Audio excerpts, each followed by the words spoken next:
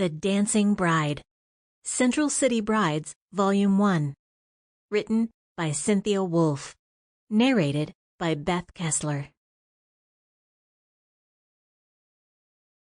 Chapter 1. June 13th, 1869. New York City.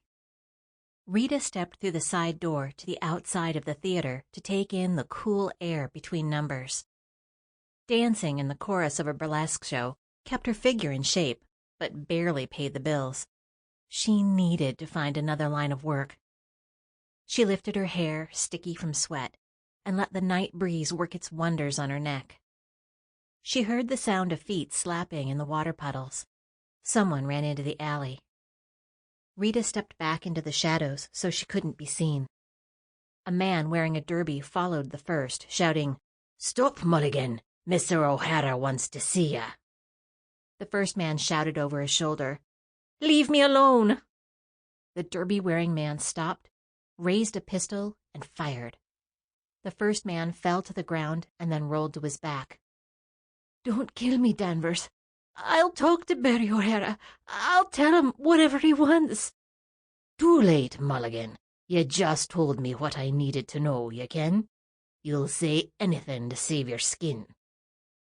Danvers pointed his gun at the man on the ground and fired. Mulligan quit moving. Rita wanted to scream, but she knew if she did, she'd be lying next to the man on the ground with her blood draining away. She stayed where she was, silent as a mouse. Danvers looked around, turned, and walked calmly out of the alley. He hadn't seen Rita, who waited for what seemed like forever until she was sure he was gone before going back inside. Joe, send someone for the police. I just saw a man murdered in the alley." Joe Grant, a short, balding man with a large belly who always wore suspenders and a belt to hold up his pants, served as the stage manager. He cocked his head, pursed his lips, and narrowed his eyes. "What you talking about, Rita? I didn't hear nothing."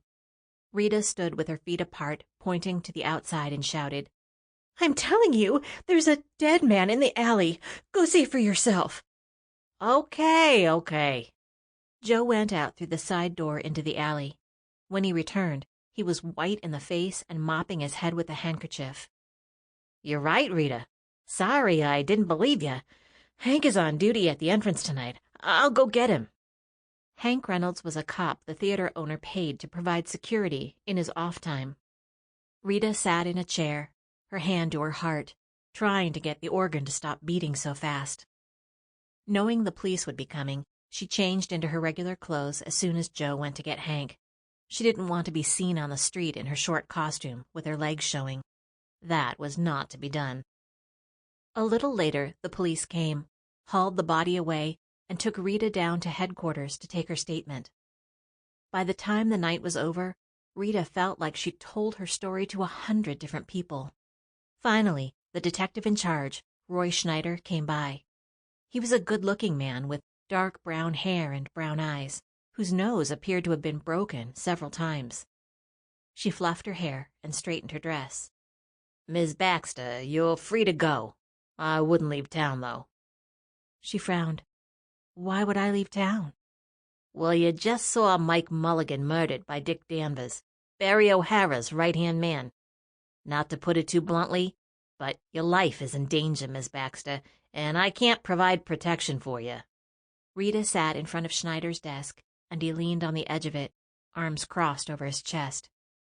She narrowed her eyes. Barry O'Hara, head of the Wiles gang? "Yeah, one and the same." Her heart pounded as the realization of what she'd seen became apparent. "So, are you telling me I should leave town? Where would I go?" "I'm not telling you any such thing, but we know there are people in the department that are on O'Hara's payroll. He'll know who you are soon enough. So if you decide to leave, let me know where you are, and no one else. They'll come after you, Miss Baxter. There's no doubt of that. But I want you to come back for the trial. We can't put Danvers or O'Hara away without your testimony, and they know that. They'll want to keep you silent." Rita nodded and turned to leave. "Goodbye, Miss Baxter. I'll have an officer see you home. That's all I can do." "Goodbye." Sample complete. Ready to continue?